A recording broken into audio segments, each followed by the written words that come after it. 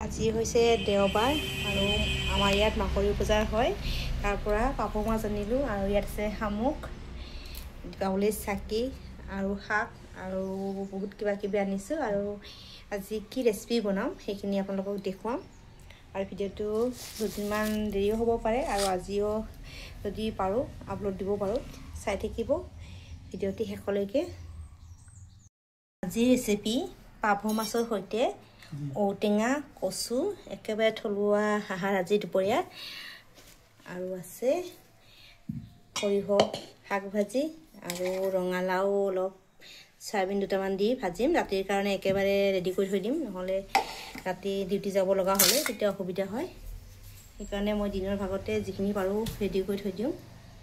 এতিয়া ঔটেঙা কাটি আছে আৰু মই কচু কাটিম, চাই থাকিব। একেবাৰে চিম্পল আহাৰ। কচু কুকাৰত বইল দি ল'ম, কচু আৰু ঔটেঙা একেলগে।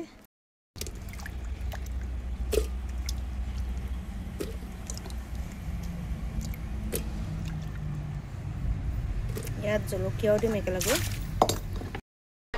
এতিয়া মই পাভ মাছখিনি এইদৰে ভাজি ল'লোঁ এটা টাবত ধুনীয়াকৈ, আৰু দুটামান জিৰা চম্ভাৰ দিম।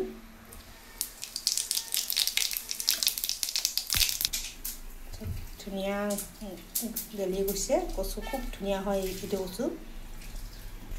এতিয়া দিম পিঁয়াজ আৰু নহৰু।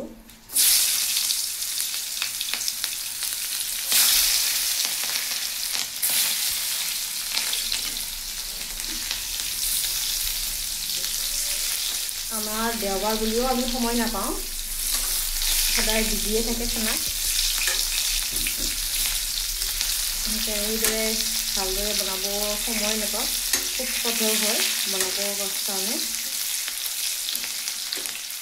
কিবা এটা কৰিম বুলি ভাবিলেও কৰিব নোৱাৰোঁ, কেতিয়াবা সময় পাওঁ দিনটোৱে।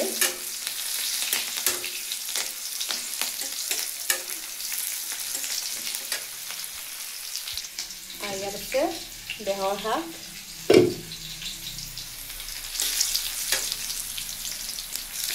কৰিব পিঁয়াজখিনি ভাজা। এতিয়া মই ঔটেঙা আৰু কচুখিনি ঢালি দিম ইয়াত।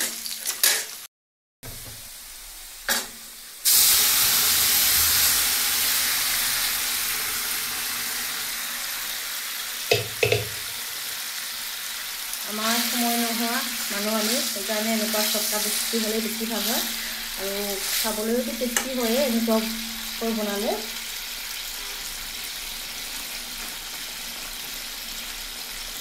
বেছি মছলা দৰকাৰ নাই, এনেকৈ খাব পাৰি ধুনীয়াকৈ।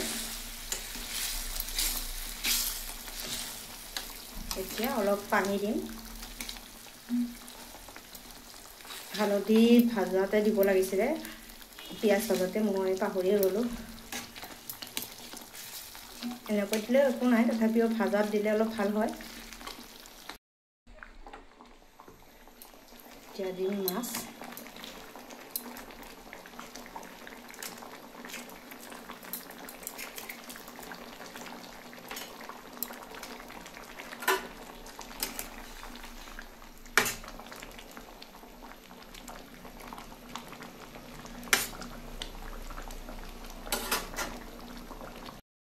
মোৰ পাভ মাছ ঔটেঙা আৰু কচুৰে বনোৱা। এয়া আছিলে মোৰ পাভ মাছ ঔটেঙা আৰু কচুৰে বনোৱা।